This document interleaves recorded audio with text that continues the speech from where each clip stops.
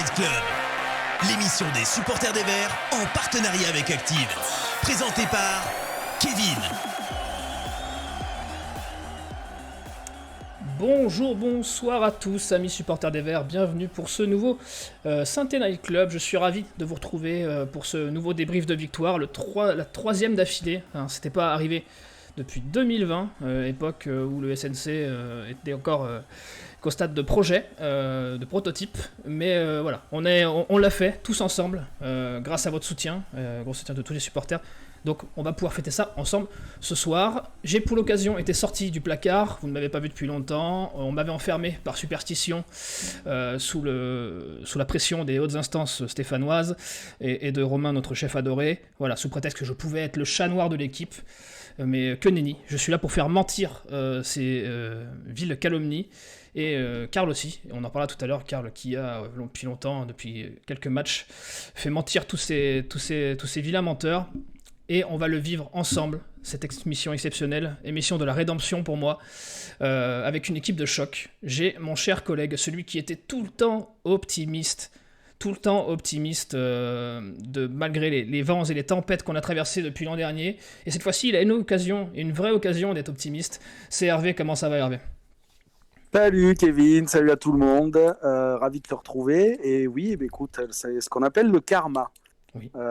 Parfois, à force d'y croire, à force de semer, on récolte ce qu'on sème. Ce qu'on sème sous plusieurs orthographes possibles, puisqu'on se retrouve à aimer cette équipe aussi, et je suis nul doute que tu nous souligneras tout ça tout à l'heure dans ton édito. Hervé, on l'adore lui aussi, c'est le deuxième compère de ce soir, vous l'adorez, lui et ses analyses, il va encore vous régaler ce soir.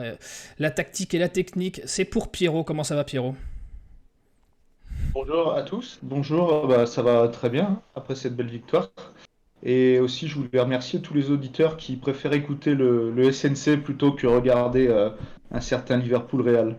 Bah, faut les comprendre. Je veux dire, ces dernières années, il y a eu plus souvent de Liverpool-Real ou de Real-Liverpool que de bons matchs et de séries de victoires de la Saint-Etienne. Donc c'est à situation exceptionnelle, choix exceptionnel. Pour faire remonter vos infos dans le chat, c'est toujours le même, vous le connaissez, et c'est l'occasion pour moi de vous rappeler à vous qui nous écoutez, peu importe où, sur YouTube, en podcast, sur la radio des Verts d'Active, que vous pouvez venir nous voir tous les lendemains de match à 21h sur la chaîne Twitch du Saint-Étienne Night Club pour venir débattre avec nous en direct dans le chat. Il sera ravi de faire remonter vos informations. Il a aussi, comme je l'ai dit tout à l'heure, rayé son nom de la liste des chats noirs potentiels. La chasse continue. C'est Karl. Comment ça va, Karl ? Salut Kéké, déjà je suis content de te retrouver, ça faisait un petit moment et j'en avais marre de Keun, on va pas se cacher. Oui, j'ai brisé la malédiction comme toi, je suis content de célébrer ça avec toi et Hervé et Pierrot et tout le chat ce soir, c'est cool. Voilà. Voilà, on embrasse bien sûr Keun qui sera ravi de ton ressenti. Non, on l'embrasse pas. Oui. Très bien, on ne l'embrasse pas. Il sera ravi de te retrouver la semaine prochaine. Du coup, j'espère pour toi qu'on aura un très bon match à débriefer, qu'il sera de bonne humeur. Sinon, tu risques de passer une sale émission. Allez, on vous laisse vous installer, préparez vos messages, faites remonter tout de suite ce que vous avez pensé de ce magnifique match d'hier. Et on décolle pour le débrief. Active Saint-Étienne Night Club, le débrief. Je me suis peut-être un peu emballé avec le magnifique match, mais ça, c'est vous qui allez me le dire, messieurs. Hervé, je vais commencer par toi. J'ai commencé par toi sur l'intro, je commence par toi sur le débrief. Qu'as-tu pensé de ce match dans les grandes lignes ? Dans les grandes lignes, deux mi-temps assez distinctes. Une première mi-temps dans l'air du temps, dans la continuité de ce que les Verts nous proposent depuis 2-3 semaines, à savoir beaucoup d'intensité, beaucoup d'implication de la part de tous les joueurs, beaucoup de présence dans les duels, dans l'impact, les seconds ballons, une tactique qui met en lumière plusieurs joueurs qu'on pensait perdus. Je pense à Léo Petro notamment, à Monconduit. Donc voilà, ça a été un petit peu la confirmation du renouveau. Et puis une deuxième mi-temps plus en adéquation avec ce qu'on attend de ce championnat de Ligue 2, c'est-à-dire un match un petit peu plus haché. L'impact devenait des petites fautes, voire des grosses fautes. On a perdu un petit peu le fil, mais avec les tripes, et ça fait partie du bagage essentiel sur un terrain de foot, encore plus peut-être en Ligue 2. Voilà, avoir parfois les victoires aux tripes, donc plutôt un match satisfaisant. Pierrot, tu partages cet avis général ? Ouais, tout à fait. On a enfin trouvé une équipe qui a la mesure de ce qu'on appelle la Ligue 2, c'est-à-dire une équipe qui remporte ses duels, une équipe qui est réaliste dans les deux surfaces, Ouais. même si je pense même si tout n'a pas été parfait, on va en reparler. Mais sinon, je partage l'analyse d'Hervé. Pour moi, c'était pas un match exceptionnel, mais on a vu un bon match, un match cohérent et qui s'est soldé par 3 points logiques, à mon avis. La première mi-temps était quand même, moi j'étais agréablement surpris Ouais. quand même, parce que la première mi-temps, ça allait d'un côté à l'autre, et c'était quand même, moi j'ai trouvé un bon match, T'avais pas bon match de l'impression, foot. c'est Hein. ça, t'avais pas l'impression de voir deux équipes qui jouaient la peur au ventre et deux équipes Bah qui non. jouaient le bas de tableau. C'était plaisant. Très Si on peut, si on peut comparer avec le match de Niort, effectivement, c'était un match, le match qu'on gagnait à Niort, c'était un match fermé qui se débride sur la fin. Et comme tu dis, Hervé, là, c'est vrai qu'en première mi-temps, ça allait un peu partout, ça a tourné à notre avantage. Et même en seconde, hein, j'ai trouvé que c'était plutôt un match effectivement, de bonne qualité. Ouais, et on a su répondre présent. Tout à fait. Pendant que vous donnez votre avis dans le chat sur votre ressenti global de ce match, je l'ai dit dans l'intro, les gars, et je veux qu'on en parle très très brièvement.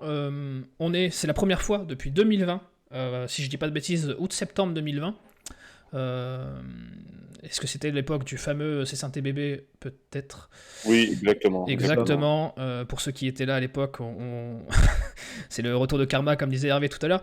Dans l'autre sens, première fois depuis 2020 qu'on enchaîne 3 victoires. On est le meilleur bilan depuis début 2023 de Ligue 2 à égalité avec le Havre, avec 15 points. Se joue la différence de but qui fait que les Havrais sont un petit peu plus hauts que nous. 5 contre 3, je crois, en différence de but. Est-ce que pour toi, Pierre, c'est tout sauf anecdotique que première fois depuis 2 ans, presque 3, on arrive à enchaîner 3 victoires d'affilée? Alors, tout d'abord, on va pas s'enflammer, hein, Non. mais ça montre effectivement le début d'un renouveau. Donc, le début d'un renouveau, je m'explique, c'est suite au recrutement, c'est suite au fait que voilà, Batles ait revu son schéma tactique. Donc, effectivement, ça fait vraiment du bien. On reste sur 5 victoires en 7 matchs. Donc là, pour le coup, on avance à grande vitesse. Et sachant que nos concurrents pour la relégation n'avancent pas très très vite, et ben, c'est tout bonus pour nous. Pour rappel, après le match aller à Annecy, on avait 7 points de retard Oui. sur la zone de relégation. Et 8 matchs plus tard, on est à plus 4. Donc c'est vraiment inespéré que ça aille aussi vite. Et c'est vraiment un grand bol d'air frais, mais qui demande bien sûr confirmation. Mais ce qui est fou aussi, pardon, mais Vas-y. pour rebondir là-dessus, c'est vrai que ce qui est fou, c'est que même quand on a fait, par exemple, je me rappelle du match nul contre Caen, qu'on voyait à la maison comme presque une contre-performance, et qui pour moi est le vrai un petit peu déclic de ce renouveau qui a commencé bien avant ces 3 victoires, à mon sens. Ce match nul face à Caen, c'était pas si mauvais que ça, puisqu'on avait quand même gratté 1 point, puisque les 5 équipes devant nous ce soir-là n'avaient pas gagné. Et depuis, même quand on a eu perdu les 2 matchs face à Sochaux et Bastia, très peu d'équipes dans notre mini-championnat à 5 ou 6 pour ne pas descendre le championnat de la relégation, très peu d'équipes en fait ont réussi à nous distancer. Et donc c'est vrai qu'on a vraiment les astres qui se sont alignés pour nous parce que ça avance très doucement. Et du coup, on le voit avec cette série qui nous sort déjà de la zone de relégation. On a un tout petit matelas, mais on sort de la zone de relégation la semaine dernière. Et là, avec une autre victoire, on arrive à avoir un petit matelas de sécurité. Alors encore une fois, il ne faut pas s'enflammer, on va le répéter souvent. Mais effectivement, les adversaires à la lutte pour le maintien patinent grave. Donc c'est vrai que ça fait nos affaires. Hein. J'ai vu beaucoup sur les réseaux, les gars, des gens qui disaient que c'est typiquement le genre de match contre des concurrents directs qui, il y a quelques semaines, pour ainsi dire même quelques mois, il était inconcevable qu'on gagne. C'est-à-dire que c'est des genres de matchs où on s'attendait à se faire piéger et à tomber dans la défaite. Est-ce que pour vous, voilà, il y a eu vraiment un switch mental? J'ai vu Romain sur Twitter qui avait dit, notre chef adoré, je crois que c'est lui qui avait dit que après Annecy, on sentait que le groupe n'avait pas de combativité, qu'on sentait même avec l'ultimatum du coach que le groupe n'était pas forcément derrière lui, et on sent qu'au final il y a eu cette émulsion un peu positive qui a fait passer du bon côté de la pente, Hervé? Il y a eu ça. Alors le fait que Batles ait eu un petit peu la pression sur lui, avec à chaque fois 2 matchs pour se sauver ou pas, peut-être que les joueurs se sont un petit peu pris par la peau des fesses, comme on dit, ont pris leurs responsabilités. Quoi qu'il en soit, effectivement, mentalement, il y a un supplément d'âme dans cette équipe qu'on n'avait pas. C'est dû, alors Charbonnier n'est plus là, mais je pense que lui a énormément œuvré là-dedans. Larsonneur aussi. Apia, on en parle chaque semaine. C'est pas le plus flamboyant, mais le mec fait le boulot. Et dans l'état d'esprit, il a l'air irréprochable. Monconduit, on savait, on se doutait que c'était plutôt un bon gars. Le fait qu'il soit replacé à un poste qui le remet un petit peu plus en valeur, lui aussi participe à ça. Donc voilà, il y a des nouvelles têtes qui ont amené un petit plus. Jean-Philippe Crasso, on va en parler un petit peu plus tard, mais lui aussi, que ce soit dans l'implication, les replis défensifs, sur corner, c'est le premier. Voilà, lui aussi s'est repris en main, prend ses responsabilités. Donc, il y a vraiment un élan nouveau. Effectivement, ce type de match-là, après avoir marqué le premier but, on pouvait craindre il y a quelques temps de mal défendre, de reculer, d'arrêter de jouer, comme c'était le cas il n'y a pas si longtemps que ça. Là, non, on essaye d'aller mettre le deuxième, on continue à jouer.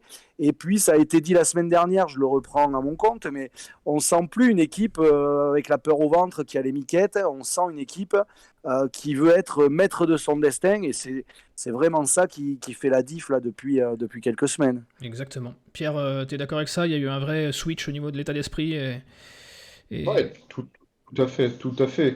Et moi, je pense que, notamment depuis le match face à Annecy, si je dis pas de bêtises, c'est là où on était au pied du mur avant ce match. Et on a retrouvé une équipe, moi je m'y attendais même pas, une équipe hyper conquérante, pardon, une équipe qui s'est battue sur tous les duels. Et voilà, depuis ça fait 3 matchs que ça marche. Et en ce qui concerne la réussite, je pense que c'est pas un hasard si la réussite tourne un petit peu. En première partie de saison, on aurait probablement pris le but à la première minute, sur la première action. Le penalty qui aurait dû être sifflé sur Sceaux, parce que je pense que Sceaux fait faute, il aurait probablement été sifflé. Le ballon qui tape la barre, il serait probablement rentré. Donc c'est plein de petites choses qui font que voilà, la réussite, ça se provoque, et avec une équipe conquérante, je pense qu'on est sur la bonne voie. Et oui, Hervé a parlé de karma tout à l'heure. On va voir si le chat est d'accord avec ça. Karl, est-ce que les avis sur ce match et sur ce redressement d'état d'esprit de la Saint-Etienne? Écoute, il y a Zach Ajaï qui nous dit qu'il y a eu de l'envie, des soldats et quand même de la chance pour une fois qu'elle est de notre côté. Et c'est vrai que ce facteur chance est pas mal revenu. C'est vrai. Il y a Jérôme qui nous dit d'habitude on assurait le 1-0 en défendant très mal. Là on était plus pour appuyer et enfoncer le match. El Cato qui nous dit un bon match avec une baisse physique en seconde mi-temps. La chance était avec nous. Céline qui nous dit très très belle victoire avec beaucoup d'envie de détermination, ça fait du bien, j'imagine. On a surtout mis la main sur 2 pistons, El Cato 42 qui se félicite du mercato du coup. Après l'arbitre, heureusement qu'il n'était pas sévère, sinon ça aurait été un tout autre match, il faut se le dire quand même. Et puis après ça part déjà sur les prestations individuelles, comme voilà, je pense qu'on y reviendra. Et on va même faire plus qu'y revenir, on va y aller tout de suite. Quelle transition, mon cher Karl, vraiment, ça m'avait manqué, ces transitions, ce professionnalisme de ta part. Que n'a pas apprécié la chance qu'il avait de t'avoir à tes côtés. Je crois bien. Je vous ai affiché sur l'écran les notes que l'équipe du SNC ont attribuées à titre individuel à l'équipe sur ce match-là, et les notes que les supporters sur les réseaux, notamment Twitter, ont attribuées à l'équipe aussi. Vous verrez, il y a très peu de disparités. J'ai pas affiché Batles, la note de Batles, mais je crois que la note de SNC c'était 6 pour Batles et les supporters c'était 5. Donc c'est quelque chose qui est quasi équivalent. Messieurs, la compo, le schéma de jeu, on a l'air de petit à petit, là, depuis qu'on s'est repris un peu en main, d'essayer de s'adapter à chaque adversaire, avec des joueurs au milieu qui peuvent changer, qui peuvent varier. Derrière, un peu pareil, où on a tendance à... Voilà, on sait maintenant faire en fonction de l'adversaire et s'adapter. Est-ce que pour vous, c'est quelque chose qui change un peu la donne, Hervé ? La première chose, il a fallu s'adapter par la force des choses, puisque sur le match, on n'a pas Cafaro qui est suspendu, on n'a pas Mouefek qui est blessé, on n'a plus Charbonnier blessé lui aussi jusqu'à la fin de saison, donc il y a eu des changements, on va dire un petit peu par défaut, par obligation. Quoi qu'il en soit, ce fameux système-là, on l'avait vu très efficace sur la première victoire de notre série actuelle, mais on s'était dit, bon, c'est Annecy, ils ouvrent, Annecy laisse des espaces, on ne pourra pas jouer tout le temps comme ça. Là, bon, le système est un petit peu changé, mais pas tant que ça, c'est surtout les hommes qui le composent qui changent, et on s'aperçoit, on se disait, Nkunku, il ne pourra pas continuer à jouer dans ce système-là tout le temps. Et bien, finalement, il enchaîne 3 matchs à ce poste-là de manière plutôt brillante. Monconduit ne pourra pas jouer tout le temps. Finalement, Monconduit enchaîne lui aussi de manière plutôt brillante. Donc, petite alerte en fin de match hier, on n'a pas de nouvelles, je pense que c'est bénin. Mais, moi j'ai vu passer, a priori c'est quand même un gros coup. Voilà, il est sorti en boitillant, voilà, ça vaut ce que ça vaut. Oui, voilà. Bon, voilà. Après, c'était fin du match aussi, donc peut-être le coup a pesé un petit peu plus lourd que ce qu'il était réellement, quoi. Mais sur la compo, sur le système, bon voilà, on sait maintenant qu'on peut faire un petit peu tourner. On craignait que dans l'impact et dans l'intensité, les forfaits de Charbonnier, Mouefek porte préjudice à l'équipe. Sur ce que j'ai vu hier, j'ai pas trouvé une équipe moins costaude, moins concernée. Au contraire, je pense que, comme on l'a dit, tout le monde s'est mis dans le sens de la marche, tout le monde a réglé le curseur, et c'est de bon augure. Pierrot, d'avis sur ce schéma tactique qui semble être enfin la clé qu'on attendait, avec les vrais pistons que le chat a souligné tout à l'heure. Ouais, forcément, c'est la bonne solution, car depuis que ce schéma a été mis en place, ça fait 9 points sur 9 possibles. On a l'impression que ce système, il va vraiment comme un gant à certains joueurs. Et alors, je suis entièrement d'accord avec ce que Hervé a dit, notamment Monconduit, voilà, qui est la plaque tournante et qui est vraiment intéressant. De même que Nkunku, qui, on l'avait vu sur les premiers matchs en tant que latéral, n'avait rassuré personne, mais alors là, en tant que piston très offensif, c'est vraiment le poste qui lui va parfaitement. Il est hyper décisif, il a fait plusieurs passes décisives, hier il marque, donc vraiment c'est une bonne surprise. Et c'est un schéma que le coach connaît très bien parce qu'il le maîtrise parfaitement. À 3, il l'avait mis en place et ça avait très bien fonctionné. Donc à voir comment ça fonctionne dans les prochaines semaines. Effectivement, les adversaires auront peut-être un petit peu plus le temps d'analyser tout ça. Oui. Mais voilà, ça semble prometteur. À voir comment ça fonctionne dans les prochaines semaines, je suis d'accord, d'autant plus, et Hervé l'a dit tout à l'heure, qu'on pouvait craindre le pire au vu des absences qu'il y avait pour ce match-là, Mouefek, Charbot, Cafaro. Mais Pierre, je te laisse la main, l'intérim finalement c'est plutôt bien passé. Ouais, totalement. Alors sur ce match, Charbonnier et Mouefek, ils ont super bien été remplacés. Je commence par Charbonnier qui a été remplacé par Wadji. Ouais. Donc Wadji qui nous met un but quand même pas évident à mettre. Hein. Il a utilisé sa vitesse pour le mettre, mais vraiment il se l'est créé tout seul et bravo à lui. Et je sais pas ce que vous en pensez, mais Lobry aussi il fait un très bon match. Hein. Il était Lobry dans l'abattage sur le terrain, moi j'ai trouvé aussi très très bon. Alors après il s'économise pas, mais bon, il a la caisse lui pour tenir tout le match. Et puis voilà, il est capable d'orienter aussi le jeu, mais il revient tacler, il est toujours bien placé. C'est un très très bon QI foot, Lobry, donc c'est une belle pioche aussi là qu'on a fait cet été. Ouais, donc pour moi il a bien remplacé Mouefek. Juste un petit bémol sur Apia qui a fait un bon match, hein, mais il n'a pas les mêmes qualités que Cafaro. Il est beaucoup plus défensif, donc on ne pouvait pas lui demander d'occuper exactement le même rôle. Donc sur ce match, les absences ne se sont pas fait ressentir, hein, je trouve. d'autant qu'on ressort avec la victoire. La vraie question, c'est est-ce que l'absence de Charbonnier va se ressentir dans la durée? Et là, j'en ai bien peur. Mais voilà, on a quand même des solutions, notamment avec Wadji et Bamba qui va revenir aussi. Moi, l'absence de Charbonnier, ça m'a tout de suite fait penser à quelque chose que je crains d'ailleurs toujours, même si hier ça s'est pas vu. C'est par rapport à l'implication de Jean-Philippe Crasso.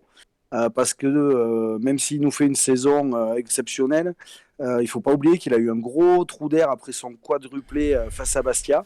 Gros trou d'air en termes de stats, gros trou d'air en termes d'état d'esprit, en termes d'implication sur le terrain, dans le jeu. Et j'ai tout de suite pensé, moi je me suis dit, ça y est, il n'y a plus Charbonnier, donc plus vraiment de concurrence, parce qu'on se rappelle que Laurent Batles n'avait pas hésité à le mettre sur le banc il n'y a pas si longtemps que ça, pour le faire un petit peu réfléchir. Ça a marché. Est-ce que ça n'a pas encore mieux marché du fait que Charbonnier soit là et que Crasso voit le mec titulaire en puissance et puis penser à sa situation? Dans 4 mois, il n'a plus de contrat, alors c'est bien beau. Mais si le gars se fait oublier sur le banc à Saint-Étienne, qui va venir le chercher?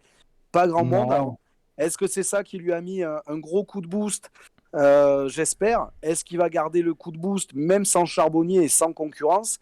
Je l'espère. Moi, c'est l'absence de Charbonnier, c'est en grande partie de ce point de vue-là, moi, que je la ressens, quoi. Moi, j'y crois pas, Hervé. Je pense vraiment que Crasso, il est en mission, on va dire. Et, J'espère, ouais. et même s'il va probablement quitter le club en juin, je pense vraiment qu'il est hyper impliqué. Euh, alors, on ne sait pas ce qui s'est passé, effectivement, comme tu dis, il a eu un gros trou d'air après son. Voilà, ouais. Par contre, on est d'accord qu'il n'a pas toujours été autant impliqué, quoi. Voilà. On est d'accord. Mais là, je trouve que non, moi j'y crois pas. Je pense qu'il jouera le jeu jusqu'au bout. Il est bien revenu là et il voudra sauver le club qui allait le chercher à Épinal. Et non, moi je me fais pas de soucis là-dessus. Avant, messieurs, merci Claude Puel quand même. Ouais, c'est clair. Oui, merci Claude Puel, on lui doit ça. Oui, pas grand-chose, mais ça, oui. Avant qu'on passe à 2-3 hommes forts que je voudrais qu'on approfondisse un petit peu, messieurs, déjà, désolé le chat, je vous ai apparemment cassé les oreilles avec la magnifique vidéo en plan séquence du but de Wadji que je vous ai diffusé. Voilà, on m'a saboté encore, hein, on m'a saboté, je pense que c'est un coup de Keun, ce vil Keun qui a fait ça. Karl, que dit le chat sur cette compo, sur tout ça, sur les absents, comment ont été remplacés, etc. Déjà, je vais vous dire que on parlait de Jean-Philippe Crasso. Là, Jean-Philippe Crasso a donné une interview au Telegram ce soir et d'ailleurs, elle est déjà dispo sur leur site et puis on en relayera quelques extraits demain. Ouais. Et puis dans cette interview, justement, il confirme totalement être totalement concerné par le maintien, c'est ce qui l'obsède. Il a dit une phrase qui veut tout dire. On a mis le club dans cette situation, c'est à nous de le sauver maintenant. Voilà, donc ça montre un peu l'état d'esprit qui est le sien. Ensuite, et pour les top et flop, enfin les premiers top et flop qui ressortent, il y a l'Arseneur, c'est pour El Cato. Il y a Tom qui nous dit Apia fait du bien quand même. Il n'est pas exceptionnel, mais il fait le haut sans floriture et ça fait du bien d'avoir un mec au niveau un peu régulier.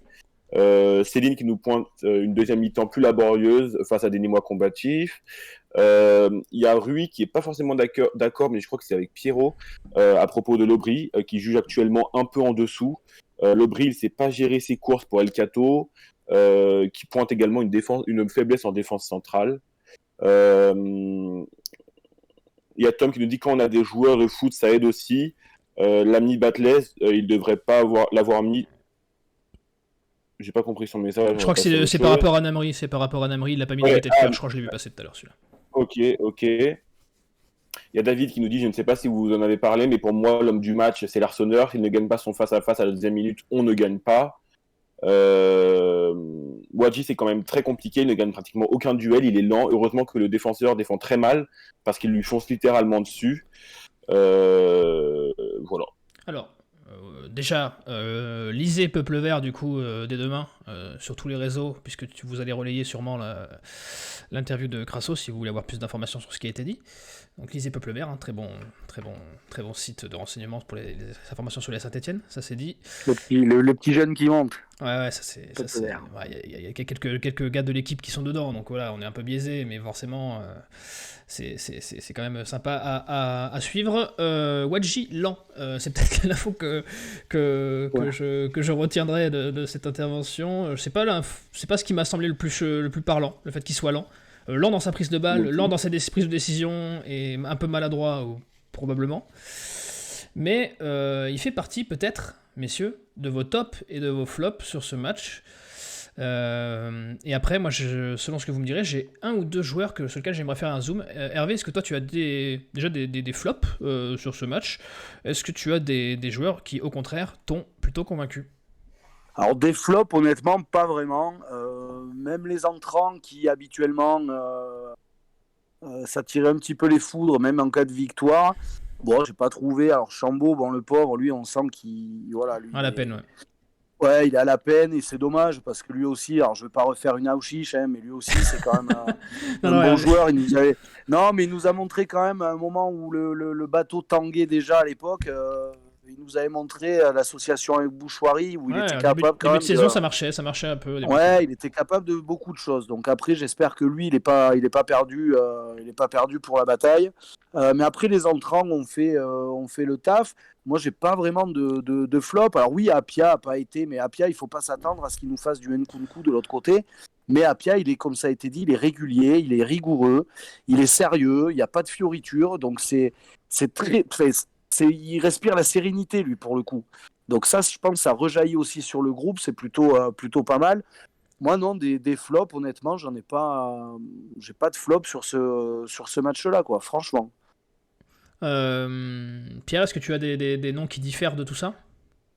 Alors, c'est pas des gros flops, hein. Moi, j'ai pas envie de mettre de gros flops, mais je pense qu'au niveau de la défense, on peut faire encore un tout petit peu mieux. Notamment cette erreur incompréhensible en début de match où Petro fait une passe en retrait qui est mal appuyée et qui peut nous sanctionner direct. C'est vrai. Et autre exemple, c'est quand So fait une faute qui pour moi se siffle dans la surface, que l'arbitre n'a pas sifflé. Donc ce sont des petits détails qui font que, alors la défense est moins fébrile qu'avant, hein, mais je pense qu'on peut faire encore mieux. Et encore Donc, c'est vraiment heureux qu'on a des points d'amélioration, parce que sinon on ne serait pas où on en est. Ouais, tout à fait. Donc Petro et So n'ont pas fait un mauvais match, hein, mais voilà, si je pouvais trouver un flop, ce serait ça. C'est qu'ils peuvent peut-être encore s'améliorer. Et mon autre flop, c'est pas lié à des joueurs, mais on avait un choc de fin de classement de Ligue 2 qui était hyper important pour les deux clubs. Et d'un côté, les ultras nîmois ne sont pas allés au stade parce qu'ils étaient privés, enfin ils ont été interdits par leur président. Et de l'autre côté, il y a les ultras stéphanois qui n'ont pas pu se rendre au match.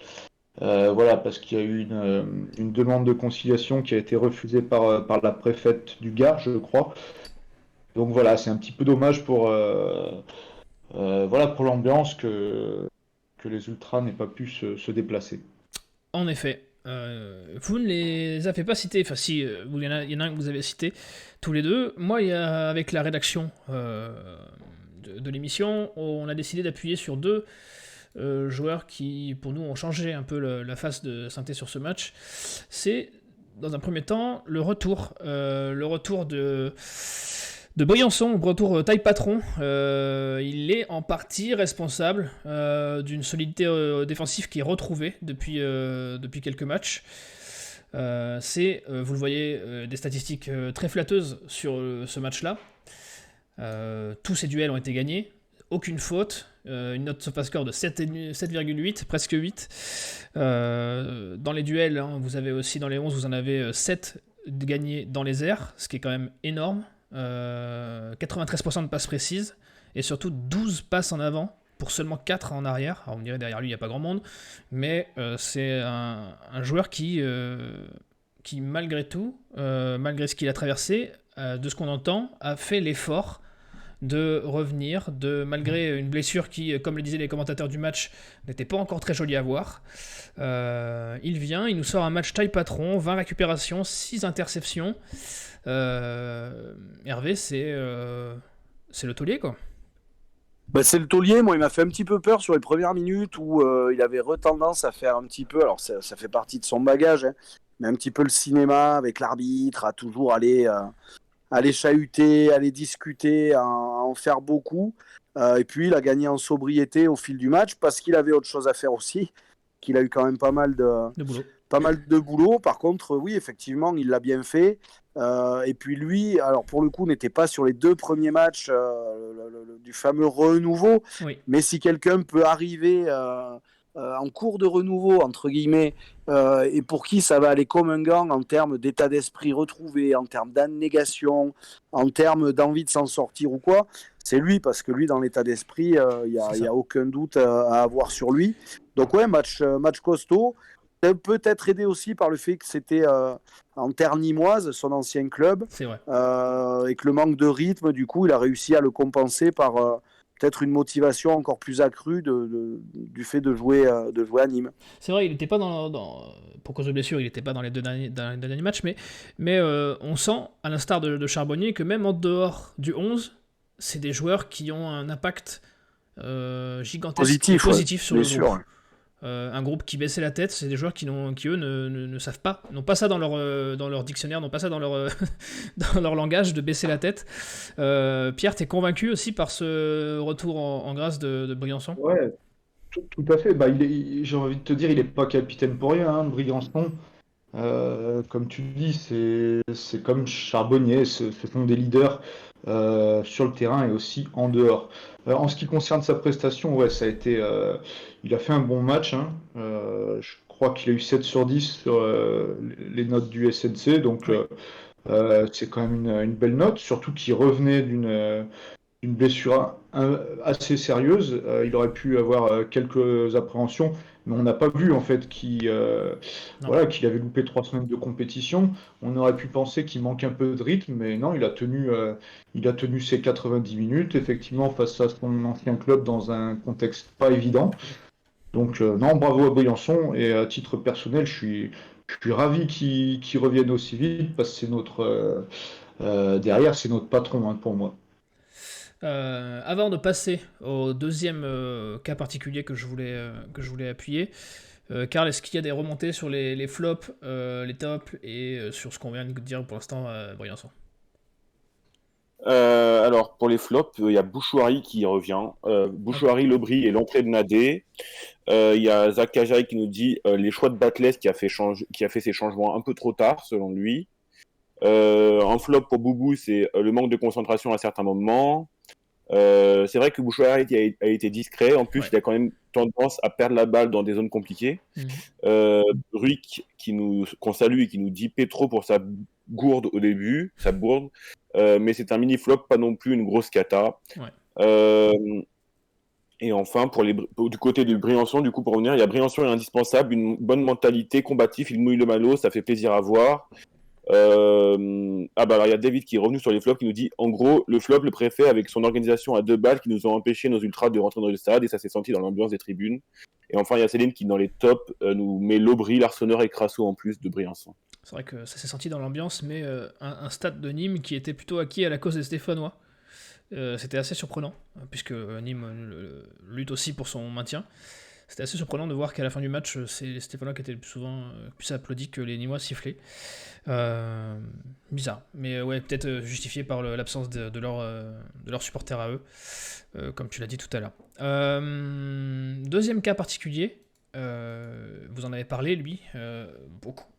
C'est Nkunku. Nkunku, c'est, je pense, pour moi, le monsieur plus. Si on devait ressortir une recrue, alors le problème c'est Charbot, on va pas pouvoir le monter sur le long terme parce que la blessure fait que. Mais s'il y en a un dont on ne doute pas qu'il a déjà fait grand bien et qu'il en fera encore, c'est Nkunku. Un but, une passe décisive sur ce match. Une note, vous voyez, SofaScore de 8,3. Un apport offensif indéniable et aussi défensif. On est quand même sur 10 récupérations, 6 interceptions. Vous voyez aussi 9 passes en profondeur, 8 duels gagnés sur 15, 81% de passes réussies, beaucoup de ballons touchés. Pierre, c'est le jeu penche, en tout cas pour ce match-là, a beaucoup penché sur lui, et grand bien nous fasse. Ah bah tout à fait. Pour moi, Nkunku, c'est vraiment la bonne surprise et la bonne pioche de ce mercato. Je le disais en début d'émission, mais voilà, ses premiers matchs en tant que latéral ne m'avaient pas convaincu, notamment à Bastia où il avait vraiment eu beaucoup de mal. Mais là, depuis qu'il est repositionné Un peu plus haut, ouais. dans ce poste d'ailier, ça lui va parfaitement. Ce poste lui va parfaitement. Il a exactement le profil. Oui. Il fait beaucoup de courses. Il est rapide. Il doit épuiser les défenses, hein, Nkunku. C'est clair. Et il est décisif. Il en a 3 passes décisives. Il avait fait 2 passes décisives contre Annecy. Et là, il est à nouveau 2 fois décisif sur le match d'hier. Donc c'est assez bluffant. Et je sens que ce joueur est en train d'exploser. Donc ça demande confirmation. Mais je pense que sur les 3 derniers matchs, pardon, il était peut-être un peu moins en vue contre Dijon, mais on lui doit beaucoup. Hein. Oui. On lui doit beaucoup. Et je suis impatient enfin, on va y venir après, mais je suis impatient de revoir l'association, vu que Cafaro va probablement revenir. Je suis impatient de revoir l'association Cafaro d'un côté, Nkunku de l'autre. Parce que je trouve que ça fait deux bons pistons. Et ouais, moi je suis vraiment satisfait de l'apport de Nkunku. T'as Et raison. bravo à Batles qui, voilà, qui a trouvé le bon poste à ce joueur. Ouais, t'as raison. Mais c'est un joueur les retours qu'on avait quand il est arrivé, c'est que offensivement, il n'y avait pas de problème, mais c'était plutôt défensivement où il y avait peut-être que carences. Et c'est vrai que ce repositionnement lui fait grand bien. Et tu dis, il y avait un retour de Cafaro à venir. Et on se doute bien que pour les défenseurs adverses, quand tu dois déjà gérer, il est absent, il est blessé aussi, mais Bamba, quand tu dois le gérer, qui a le feu dans les jambes, et que sur la même aile, quand c'est pas Bamba qui se pointe, c'est Nkunku, tu dois pas être très rassuré. Hervé, toi, Nkunku, tu en as déjà dit du bien. Est-ce que tu as d'autres choses à rajouter sur ce joueur ?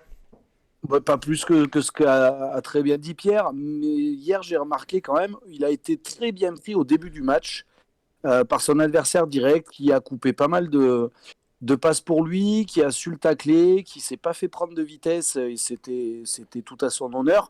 Il est monté en puissance, Nkunku, mais même sur les premières minutes du match où il avait du mal à passer son vis-à-vis, ça permettait quand même à l'équipe de rester très haut sur le terrain, et c'est ça que j'ai trouvé très intéressant. Même sans gagner tous ses premiers duels, au pire c'était une touche qu'on gagnait dans le camp des Nîmois, Ouais. le groupe avait le temps de remonter, le bloc équipe avait le temps de se placer, Ouais. etc. Donc, Il force le bloc adverse à reculer, forcément. exactement, c'est une menace constante et permanente.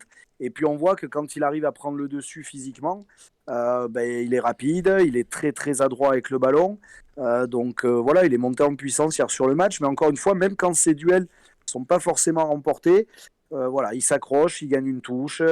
Les joueurs repartent pas tranquillement, même s'ils lui ont pris la balle ou s'ils ont intercepté, quoi. Karl, est-ce que les gens sont convaincus de Nkunku ? Est-ce qu'ils pensent qu'il faut lever cette option ? Alors écoute, il n'y a pas eu beaucoup de réponses parce que je pense qu'il y a pas mal de monde devant la Ligue des Champions. Mais ouais, ils nous ont mis en fond, c'est déjà gentil de leur part. Il y a Céline qui me dit Nkunku dans ce schéma-là, ce schéma tactique, ça ressemble vraiment à une très très bonne pioche. Il y a David qui nous dit qu'il faut la lever très vite si c'est dans ces eaux-là, mais encore faut-il qu'on ait dans ces eaux-là de prix, mais encore faut-il qu'on ait les moyens évidemment. Il a une grosse marge de projection, il n'a que 22 ans. Piazza le Breton qu'on salue qui nous dit sans aucun doute Nkunku est un bon joueur très physique et technique et il faut lever cette option d'achat. Boubou qui nous dit oui il faut lever l'option si on se maintient. Il y a Zach Kajai qui est un peu plus méfiant qui nous dit il faut attendre peut-être à la fin du championnat pour regarder et pour voir si on la lève ou pas. Voilà, trop tôt pour le dire, c'est pareil pour SNR.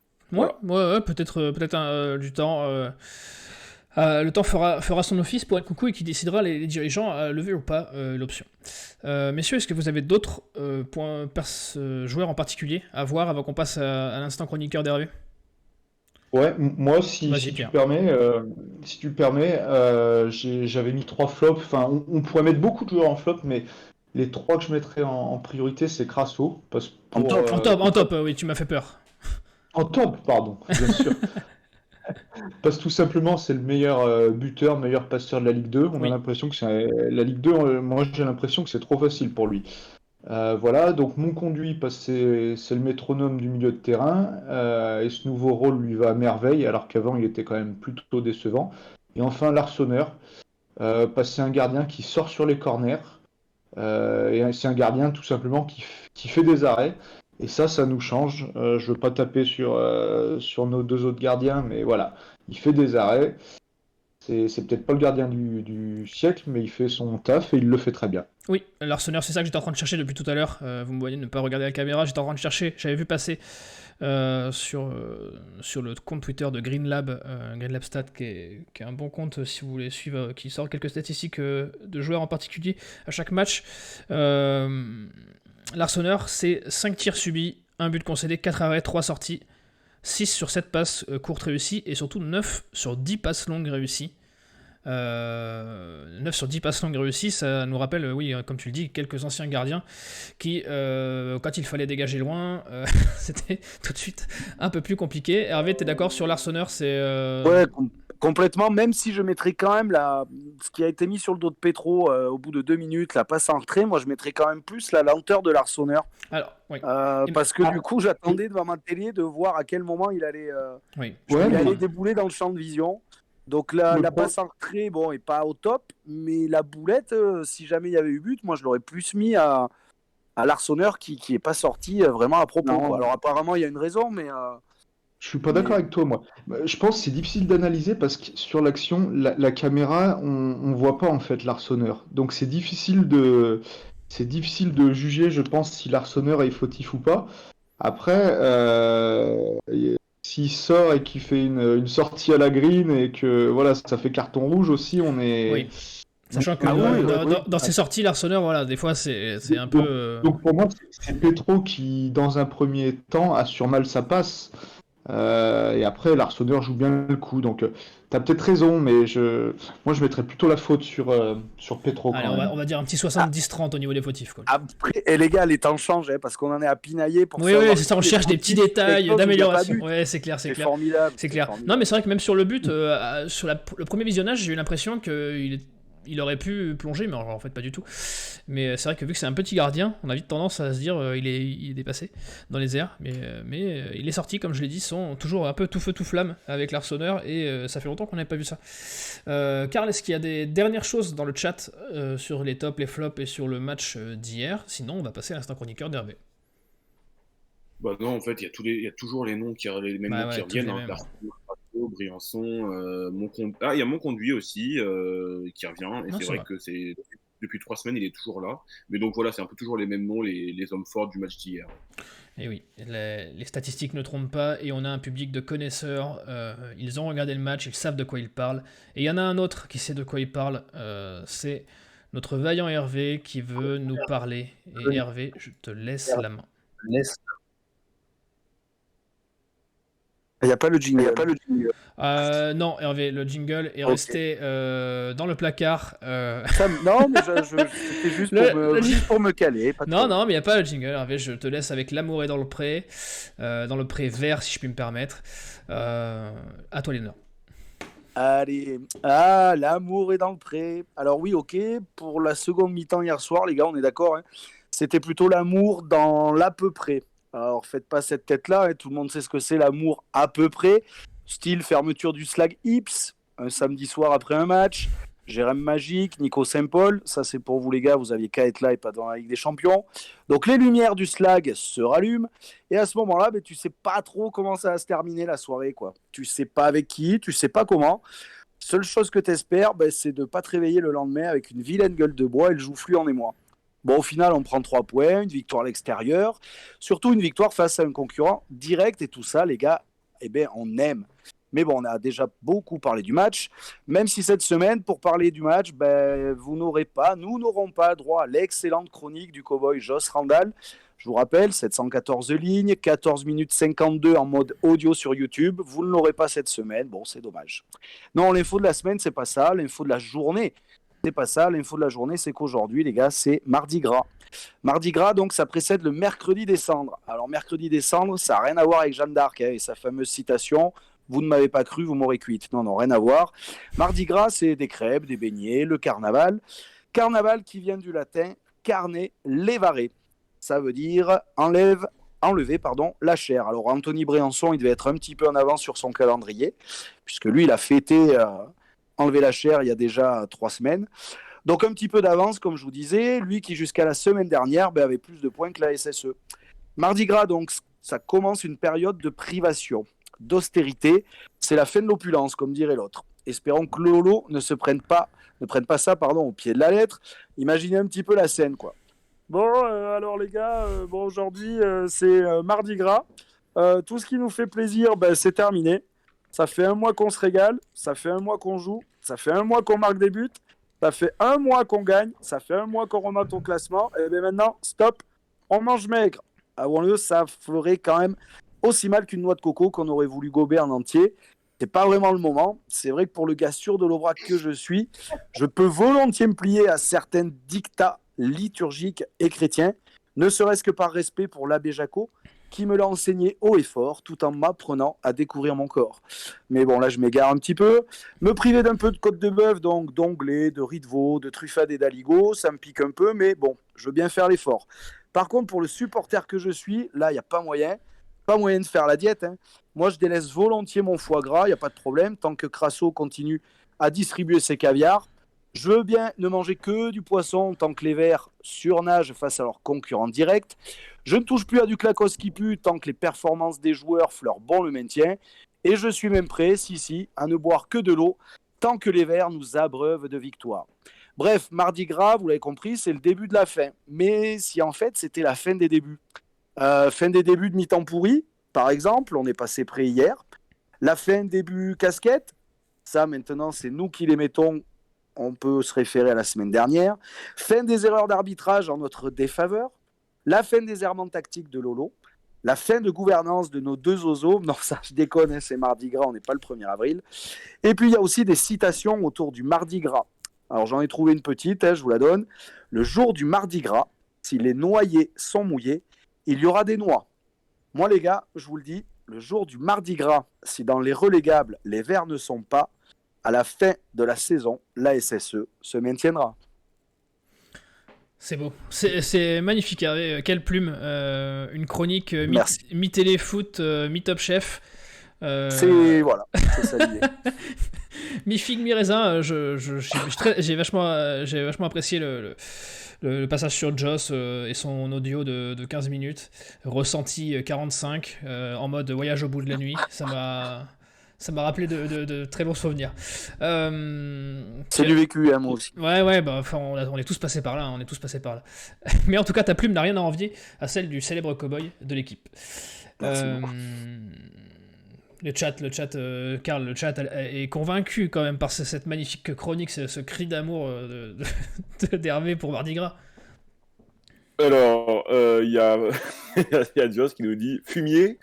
Il y a Faxo qui nous dit en roue libre, il y a Boubou qui nous dit GG, bravo Hervé pour The Green Prospect, et voilà. Eh oui, bravo de Sakashi aussi. Il y a David qui nous dit il est bon Hervé, il n'a pas été en formation chez Joss, voilà. Eh oui, et puis il y a Joss qui t'en place une aussi, Kéké de fumier. Ouais, mais voilà, Joss, les absents ont toujours tort, tu n'es pas dans le vocal, donc tu ne peux pas te défendre. On va donc dire qu'on a raison. Pierrot, est-ce que tu as quelque chose à rajouter sur cette chronique avant qu'on passe au prochain match ? Pas spécialement, sinon c'était une belle chronique. T'as dû mettre du temps à écrire ça, mais voilà, belle chronique, mon Hervé. Bravo. Mangez des crêpes, les gars. Mangez des crêpes, mais pas trop quand même, parce qu'il faut quand même courir le week-end prochain avec le prochain match. Active Synthé Night Club. Le prochain match. Un prochain match, messieurs, un peu sous forme de bis repetita. Si on prend la photo du classement avant le match contre Nîmes et la photo du classement avant le match contre Pau, ça y ressemble vachement. Ces 2 équipes qui sont au coude à coude, à égalité, et pour qui ce match... passez-moi l'expression, c'est une expression que je n'aime pas trop, mais c'est un match qui compte double, puisque en cas de victoire, on prendrait donc 3 points d'avance sur Pau, et on ferait un sacré fossé avec les copains de derrière. Et ça c'est pour Karl, si jamais le Paris FC venait à perdre, on repasserait devant le club d'Yvan Masson. Je sais que ça lui ferait énormément plaisir à Karl.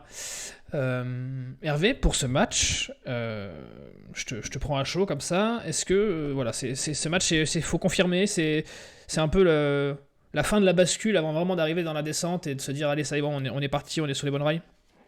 Bah, vraiment, parce que là, on a plutôt réussi ces derniers temps quand on rencontre une équipe qu'on peut dépasser ou qu'on peut un petit peu semer. On a plutôt bien réussi. Donc j'espère qu'on va continuer avec Pau, qu'on peut mettre derrière nous. Alors avec pas beaucoup d'écart, hein, mais on est déjà devant la différence de but. On est sur une série ultra positive.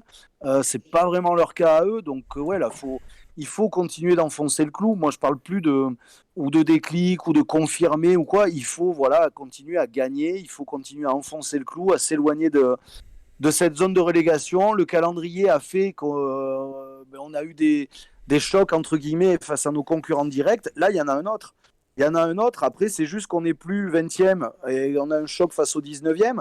On est 15e avec un choc face au 16e. Donc, si on veut aller gratouiller un petit peu plus haut...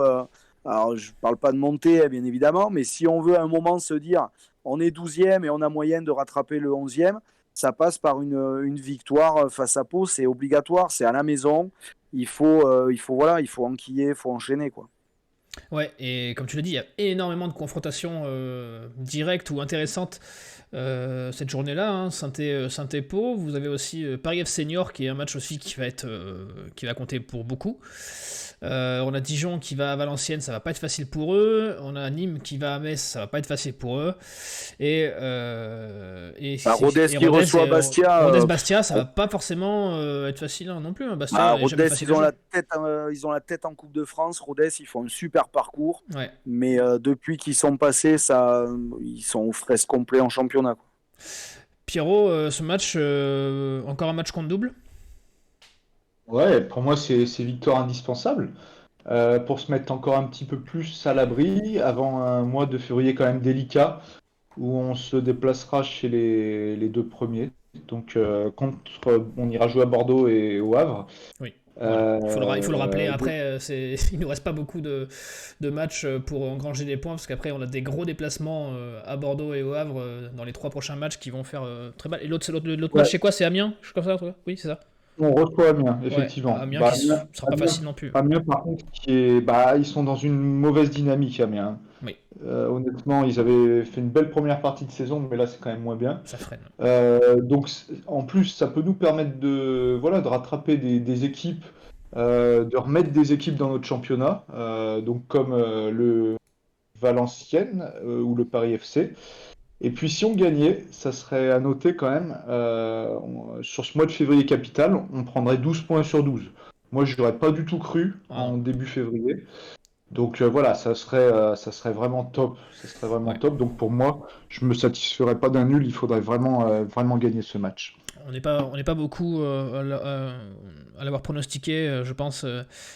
Ce mois de février qui serait potentiellement plein, et je pense qu'on aurait tous signé ne serait-ce que pour la moitié de ça si on avait su avant. Karl, est-ce que le chat, et je vous laisse le chat nous dire ce que vous changeriez aussi dans la compo, est-ce qu'il y a des joueurs que vous feriez rentrer, sortir, et vos pronostics pour ce match. On reviendra vers vous à la fin de l'émission. Karl, est-ce qu'il y a eu des choses à dire sur cette journée qui nous attend pour l'instant? Bon, alors après, il y a d'un côté ceux qui sont optimistes et qui veulent, qui sont ambitieux même.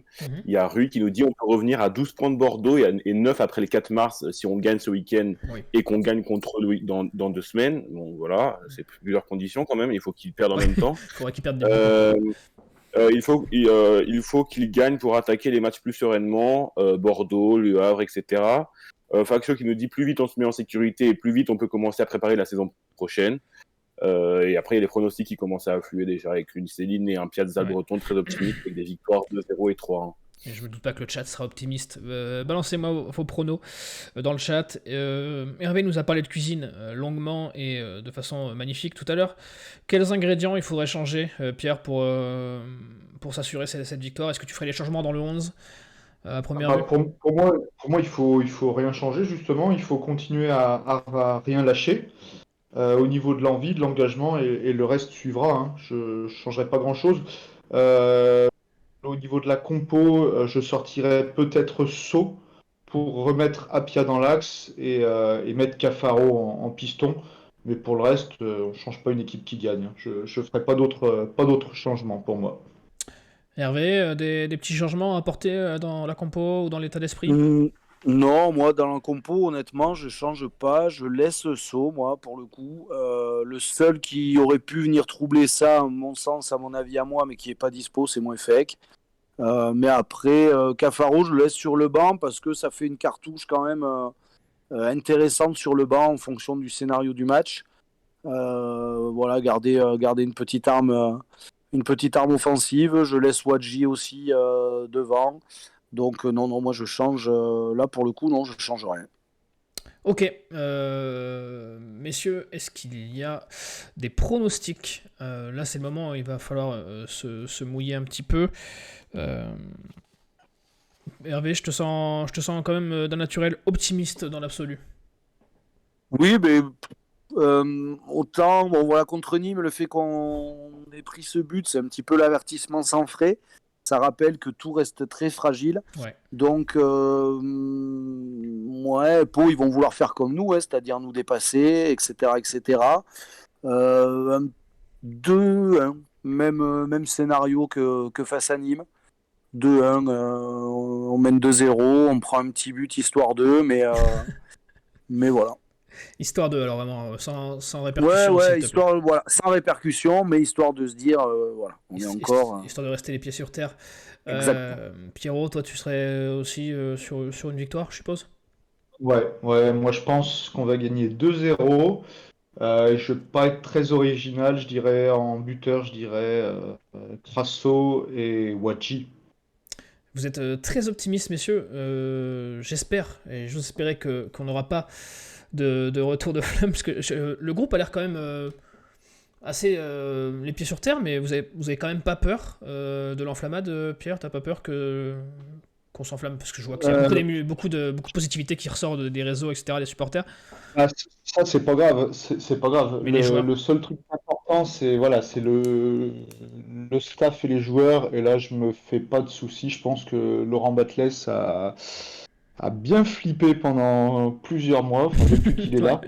Donc, je pense que c'est pas après 3 victoires qu'il va se relâcher, les joueurs non plus. Sachant que si on a la mauvaise surprise de perdre samedi contre Pau, on regarde à nouveau dans le rétroviseur et on reflippe encore avant un mois de mars compliqué. Donc non, moi je crois pas à ça. Je pense que tout le monde va rester concerné et que les joueurs feront le taf. Eh bien, tant mieux, tu me rassures. Karl, ça va être toi qui va avoir, et le chat qui va avoir le dernier mot de cette émission. Est-ce qu'il y a des pronostics qui sont arrivés depuis tout à l'heure? Est-ce qu'il y a eu des informations sur le match que tu veux faire remonter? Oui, bah écoute, dans le chat, il y a beaucoup de gens qui voient un clean sheet pour les Verts. Ça serait le 4e depuis l'arrivée d'Arsenal.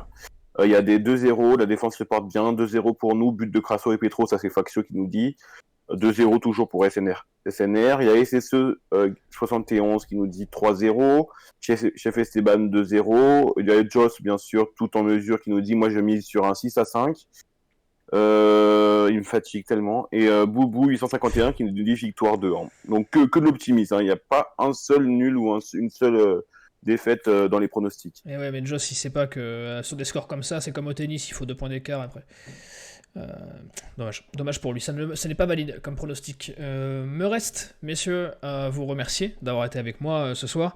Merci au chat qui était quand même présent en nombre, malgré la Ligue des Champions, malgré la programmation télé qui était peut-être alléchante. Même si vous nous avez mis en fond, ça compte pour nous et c'est très important. N'hésitez pas à propager la bonne parole sur l'émission et à nous vanter auprès de tous les supporters des Verts, à nous suivre sur les réseaux, à nous suivre sur YouTube et en podcast et sur la radio des Verts d'Active. En attendant, moi je vous embrasse. La semaine prochaine, je vous laisse avec notre ami Keun qui sera ravi de vous retrouver aussi. Et bien sûr, on l'espère avec une victoire. En attendant, je vous souhaite une bonne soirée et prenez soin de vous. Allez les Verts, ciao. Allez les Verts, allez les Verts. salut à tous. Ciao.